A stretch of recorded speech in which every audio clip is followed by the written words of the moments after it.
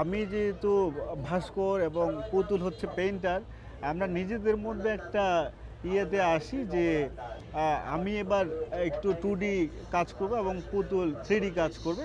তবে আমাদের মেইন জিনিসটা থাকবে হচ্ছে শাড়ি প্লাস হচ্ছে অন্যান্য ম্যাটেরিয়ালস নদীর পাড়ে যা পাই।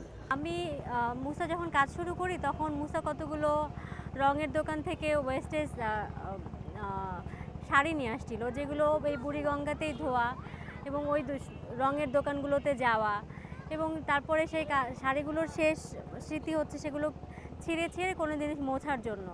তো এটা আমার কাছে মনে হয়েছিল যে একটা মেয়ের শাড়ি, একটা নরম শাড়ি, একটা মায়ের শাড়ি, মায়ের নরম শাড়িটার গন্ধ ওই রকম প্রিয়, আপন, শান্তির আর কিছু হয় না।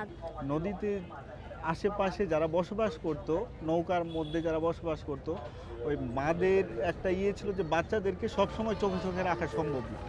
এই জন্য ওনারা হচ্ছে বাচ্চাদের কোমরে একটা ঝনঝনি বেঁধে দিত, মার কানে যতক্ষণ সাউন্ড আসতো মা বুঝতে পারতো যে আমার বাচ্চা এখনও আছে। যখনই সাউন্ড অফ হয়ে যেত তখনই বাচ্চাকে খোঁজা শুরু হয়ে যেত।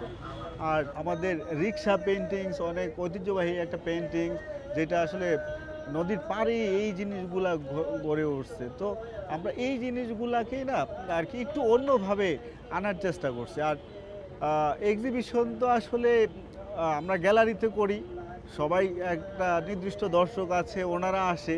কিন্তু আমাদের এই শোটাতে আমাদের টার্গেটই ছিল যে বরাবর যারা শো দেখতে আসে তাদেরকে না, আসলে আমাদের টার্গেট ছিল নদীর পাড়ে যারা আছে তারা এমন একটা কিছু দেখুক যে তারা একটু অবাক হবে যে নদীতে এরকম জাহাজও আসলে চলতে পারে আর কি। তারা ড্রয়িংগুলো দেখেই আর কি নিজেদেরকে চিনে ফেলবে যে এটা তো আসলে আমরা।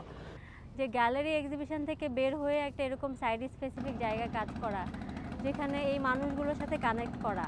আসলে আমরা শহরে বা একটা ফ্রেমওয়ার্কে থাকি, এর বাইরেও যে মানুষ আছে, সবাই যে আমরা একসাথে থাকতে পারি, কোএক্সিস্ট করতে পারি, সেরকম কোনো আসলে বাস্তবতা তৈরি হয় না যদি কোথাও না যাওয়া হয় এই ধরনের জায়গায়। তখন আসলে সেই জায়গার সাথে সম্পর্কও তৈরি করা যায় না।